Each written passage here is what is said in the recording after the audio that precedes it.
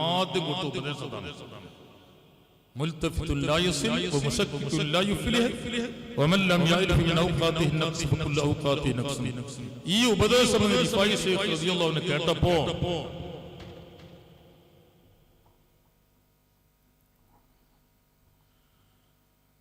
റിഫായി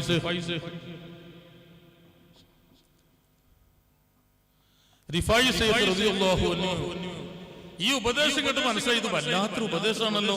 പല മേഖലകളിലേക്കും പല കാര്യത്തിലേക്കും വിരൽ ചൂണ്ടുന്ന ഉപദേശമായി റിഫായി ശൈഖ് മനസ്സിലായി. ഒരു വർഷത്തോളം ഈ ഉപദേശം അങ്ങ് ആവർത്തിച്ചുകൊണ്ടായി.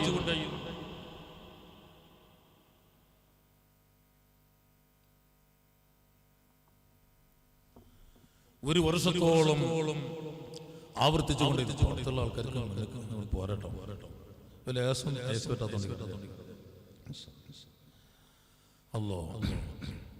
അപ്പോ ഈ ഉപദേശം ഇങ്ങനെ പറഞ്ഞുകൊണ്ട് വല്ലാത്തൊരു ഉപദേശം പറഞ്ഞുകൊണ്ട് അത് ഉൾക്കൊണ്ടുകൊണ്ട് ജീവിക്കാൻ തുടങ്ങി. മുൽതഫിത്തുൽ ലാ യസിൽ വമുശക്കിക്കുൽ ലാ യുഫ്ലിഹ് വമൻ ലം യഅരിഫ് മിൻ ഔഖാതിഹി നഖ്സ് ഫകുല്ലു ഔഖാതിഹി നഖ്സ്. ഒരു വർഷം തികഞ്ഞപ്പോൾ മഹാനായ റിഫായി ശൈഖ് റളിയല്ലാഹു അൻഹു ഇനി ഇതിനേക്കാൾ വലിയൊരു ഉപദേശം ഒന്നുകൂടി ലഭിക്കുമോ എന്ന് കരുതിയിട്ട് തന്റെ ഉരുനാഥനായ ശൈഖായ അബ്ദുൽ മലിക്കുൽ ഖർനൂതി റളിയല്ലാഹു അൻഹു രണ്ടാമതും ക്ഷമിപ്പിച്ചു. പിറ്റത്തെ വർഷമാണ് ചെല്ലുന്നത്. ആ സമയത്ത് പിന്നെയും രണ്ടുപേരും പല തമാശകളും പറഞ്ഞു, പല വിഷയങ്ങളും ചർച്ച ചെയ്തു. പോകുന്ന സമയം റിഫായി ശൈഖ് റളിയല്ലാഹു അൻഹു ഉസ്താദിന്റെ അടുത്ത് നിന്ന് ഒരു ഉപദേശം കൂടി ലഭിക്കാൻ വേണ്ടി ഔസിനി, എന്തെങ്കിലും ഉപദേശം തരണം എന്ന് പറഞ്ഞു. അപ്പൊ പിറ്റത്തെ വർഷം ചെന്നപ്പോഴാ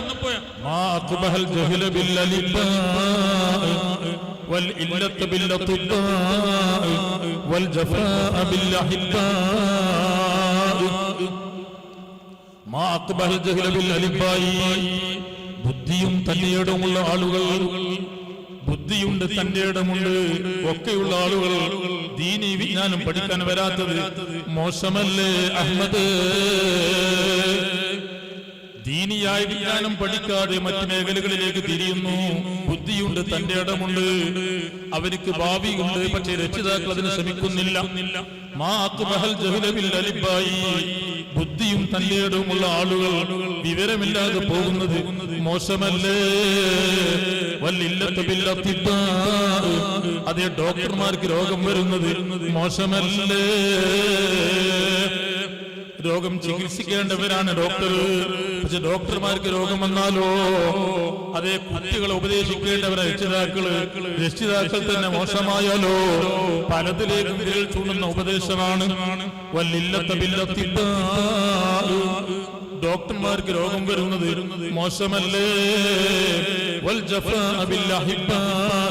പരസ്പരം സ്നേഹിക്കേണ്ട ആളുകൾ പിണങ്ങുന്നത് മോശമല്ലേ? യഥാർത്ഥത്തിൽ അല്ലാഹുവിനോടുള്ള ബാധ്യതകൾ ശ്രദ്ധിക്കുന്നതിനേക്കാൾ കൂടുതൽ നാം ശ്രദ്ധിക്കേണ്ടത് സൃഷ്ടികളോടുള്ള ബാധ്യതകളാണ്. അള്ളാഹിനോടുള്ള ബാധ്യതകൾ ചിലപ്പോൾ അല്ലാഹു ഗഫൂറാണ്, ഗഫാറാണ്. പാതിരാ സമയത്ത്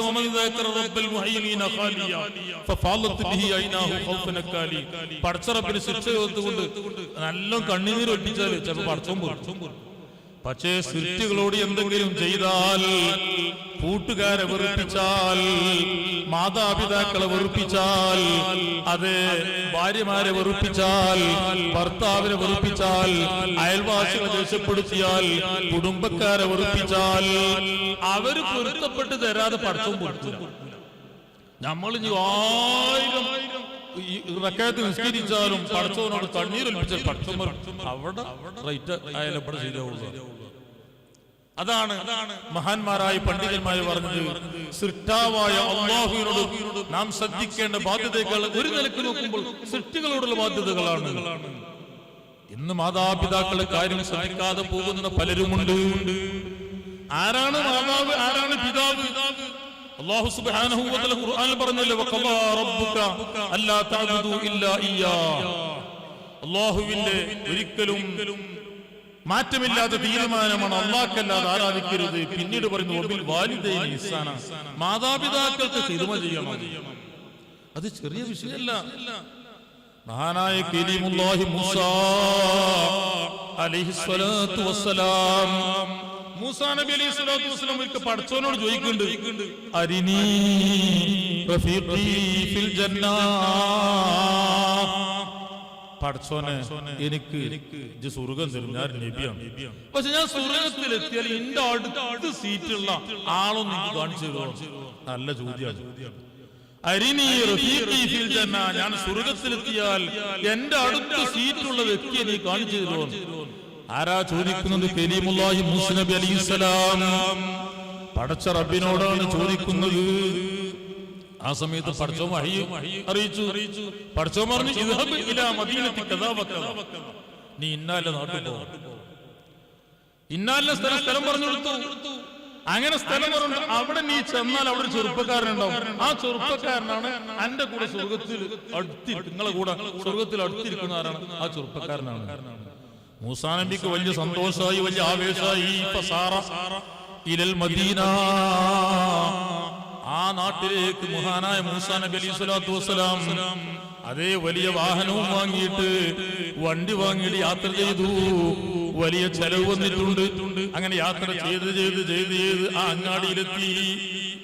എത്തിയപ്പോ കരീമുല്ലാഹി മൂസാ നബി അലൈഹി സ്വലാത്തു വസ്സലാം ചെറുപ്പക്കാരനെ കണ്ടു. അല്ലാഹു സുബ്ഹാനഹു വ തആല പറഞ്ഞു കൊടുത്ത എല്ലാ വിശേഷണങ്ങളും ഈ ചെറുപ്പക്കാരനിലുണ്ട്. ആ ചെറുപ്പക്കാരോട് മൂസാ നബി അലൈഹി സ്വലാത്തു വസ്സലാം പറഞ്ഞു, അനാ ലൈഫുക, ഞാൻ നിങ്ങളെ ഗസ്റ്റാണ്, വിരുന്നുകാരനാണ്, നിങ്ങളെ കൂടെ ഒന്ന് അന്തി ഉറങ്ങാൻ എനിക്ക് നിങ്ങൾ അനുവദിക്കുമോ?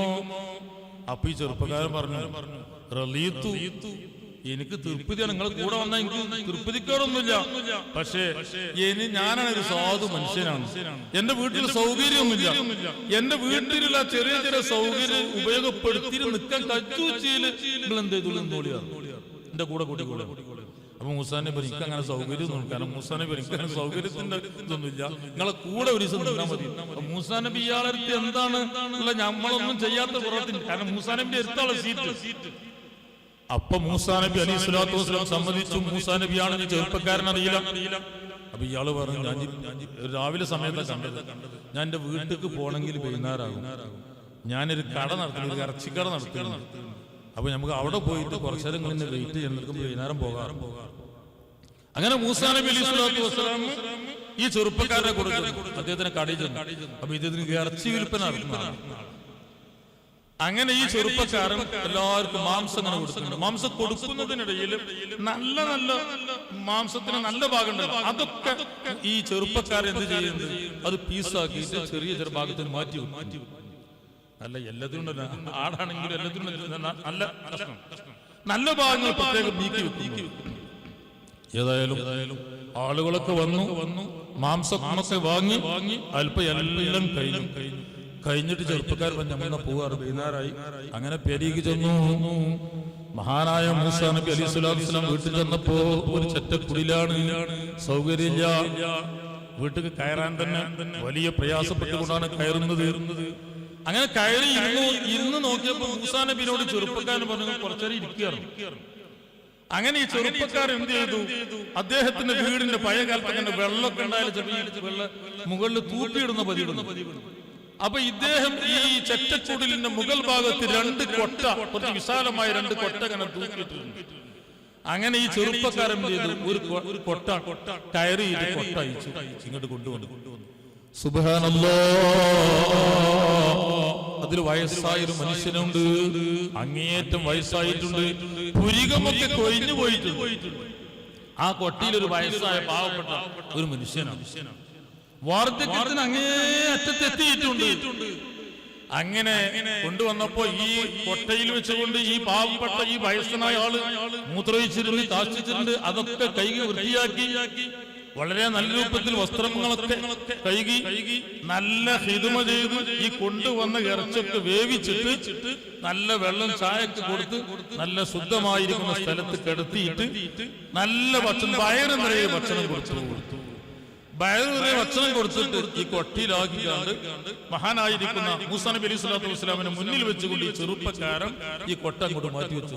അപ്പൊ വയസ്സായ ആളുകൾ ആ വയസ്സായ മനുഷ്യന്റെ വായിൽ നിന്ന് വരുന്നു, ലാ ഹയ്യബല്ലാഹു ഖിദ്മതക, അല്ലാഹു തആല എന്റെ ഖിദ്മ പരാജയപ്പെടുത്താതിരിക്കട്ടെ, നഷ്ടപ്പെടുത്താതിരിക്കട്ടെ. എന്നിട്ട് പിന്നെ പറയുന്നു, പടച്ചോ അന്നെ സ്വർഗത്തില് മൂസാ നബി അലൈഹി സ്വലാത്തു വസ്സലാം കൂട്ടാളിയായി അല്ലാഹു തആല സ്വർഗത്തിൽ പ്രവേശിപ്പിക്കട്ടെ എന്ന് ഈ വയസ്സായ ആൾ മറ്റേ കൊട്ടയും വഹിച്ചു കൊണ്ടുവന്നു. അപ്പോൾ അതിലൊരു വയസ്സെത്തിയതായിരിക്കുന്ന ഒരു ഉമ്മയുണ്ട്, ഒരു സഹോദരിയുണ്ട്. ആ സഹോദരി വലിയ സാഹസപ്പെട്ടുകൊണ്ടാണ് കിടക്കുന്നത്. അതിനെ കൈകി വൃത്തിയാക്കി, നജസൊക്കെ വൃത്തിയാക്കി നല്ല വസ്ത്രത്തിൽ കിടത്തി, വെള്ളം കൊടുത്തു. എല്ലാം കൊടുത്തതിന് ശേഷം വയറ് നിറയെ ഭക്ഷണം കൊടുത്തു. ഈ ഉമ്മയും ദുആ ചെയ്യും, ഇതേ ദുആയാണ്, എന്റെ മോനെ ഭക്ഷണത്തെ കുഴക്കാതിരിക്കഞ്ഞ് കുഴക്കരുത്, പരാജയപ്പെടുത്തരുത്. എന്നിട്ട് ഈ ഉമ്മയും ദുആ ചെയ്യുന്നു. മൂസാ നബി അലി ഇമ്രാന്റെ മകനായിരുന്ന മൂസാ നബി അലൈഹി സ്വലാത്തു വസ്സലാമിന്റെ സഹകൂട്ടാളിയായി എന്റെ ഈ മോനെ നീ സ്വർഗത്തിൽ പ്രവേശിപ്പിക്കണേ. ഇതങ്ങ് കേട്ടപ്പോ മൂസാ നബി അലൈഹി സ്വലാത്തു കണ്ണുനീര് വന്നു. മൂസാ നബി ആണെന്ന് അവരോട് പറഞ്ഞിട്ടില്ല. മൂസാ നബി അലൈഹി സ്വലാത്തു വസ്സലാം ഈ വീട് കാരണം സ്വർഗത്തിലെ കൂട്ടാളിയെ കണ്ടല്ലോ. മൂസാ നബി അലൈഹി സ്വലാത്തു വസ്സലാം വീട് വിട്ടിറങ്ങി. ഇറങ്ങിയപ്പോൾ ചെറുപ്പക്കാരൻ കൂടെ കൂടി. ചെറുപ്പക്കാരൻ പറഞ്ഞു, നിങ്ങളാരാണെന്ന് പറയാതെ പോകരുത്. അപ്പൊ ഈ ചെറുപ്പക്കാരനോട് പറഞ്ഞു, നിന്റെ ഉപ്പയും എന്റെ ഉമ്മയും ദുആ ചെയ്ത മൂസയുണ്ടല്ലോ, അത് ഞാനാണ്. ഇത് കേട്ടപ്പോ പെട്ടെന്ന് ബോധം കെട്ടുകൊണ്ടു ഈ ചെറുപ്പക്കാരൻ.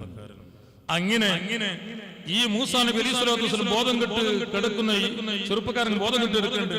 എന്നിട്ട് മൂസാ നബി അലൈഹി സ്വലാത്തു വസ്സലാം ഈ വയസ്സായ ഉമ്മാന്റെ ഉപ്പാന്റെ അടുത്ത് എന്നുകൊണ്ട് വിഷയം പറഞ്ഞു, നിങ്ങൾ ദുആ ചെയ്യുന്ന മൂസ ഞാനാണ് എന്ന് പറഞ്ഞപ്പോ അവരപ്പൊ തന്നെ ബോധം ഇത് അറ്റാക്കായി മരണപ്പെട്ടു. പിന്നീട് ഈ ചെറുപ്പക്കാരന്റെ അടുത്ത് വന്നു. ചെറുപ്പക്കാരന്റെ ബോധമൊക്കെ തെളിഞ്ഞു. മൂസാ നബി അലൈഹി സ്വലാത്തു വസ്സലാം ഈ ചെറുപ്പക്കാരനും കൂടി ഉമ്മക്ക് മരണപ്പെട്ടതിന്റെ ശേഷം, ഉപ്പക്ക് മരണപ്പെട്ടതിന്റെ ശേഷം ചെയ്യുന്ന എല്ലാ ഹിദ്മകളും ചെയ്തു. എന്തായിരുന്നു? തന്റെ വയസ്സായിരിക്കുന്ന ഉമ്മക്കും ഉപ്പക്കും ഹിദ്മ ചെയ്ത ചെറുപ്പക്കാരനായിരുന്നു. ഹിദ്മ ചെയ്തതിന്റെ പേരിൽ കലീമുല്ലാഹി മൂസാ നബി അലൈഹി സ്വലാത്തു വസ്സലാമിന്റെ കൂടെ സീറ്റ് കിട്ടാൻ അത് കാരണമായി എന്നാണ് മഹാന്മാര് പഠിപ്പിക്കുന്നത്.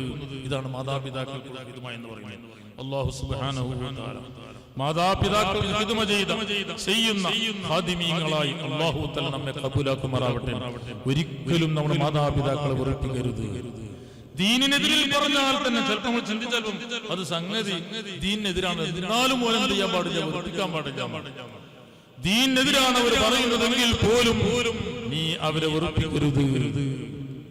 മാതാപിതാക്കൾ അത്രയും വലിയ മഹത്വമാണ് അല്ലാഹു സുബ്ഹാനഹു വ തആല മാതാപിതാക്കൾക്ക് നൽകിയത്. നീ എന്ത് പറഞ്ഞാലും ചിലപ്പോൾ ചില മാതാവൊക്കെ ചില മാതാപിതാക്കളൊക്കെ ചില വയസ്സായി ചിലപ്പോൾ ചന്നിന്റെ അസുഖമൊക്കെ തുടങ്ങും പറയും, പലതും പലത് പറയുന്ന സമയത്ത് ചില ആൾക്കാരൊക്കെ ചിലപ്പോൾ ഗൾഫിൽ നിന്ന് വന്ന് മുന്നാതെ കിടന്നോലും പനൊക്കെ പറയും. ചിലപ്പോ ചില വരും അടാജി പേരെന്നാണ് ഏറ്റിക്കാന്ന് പേരേറ്റാൻ കഴിച്ചു ചന്നി പറയുക. അപ്പൊ ചിലപ്പോ എന്താ വാപ്പങ്ങൾ പറയുന്നത് ചന്നി പറയുന്നവരങ്ങോട്ട് പറയാൻ പാടില്ല. ബാപ്പ പേരേറ്റാൻ പറഞ്ഞാൽ എന്താ ഉസ്താദുമാര് പഠിപ്പിച്ചത്, പണ്ഡിതന്മാര് പഠിപ്പിക്കുന്നത് നാം പേരേറ്റാൻ വേണ്ടി പോണം, കയ്യൂല എന്ന് പറയരുത്.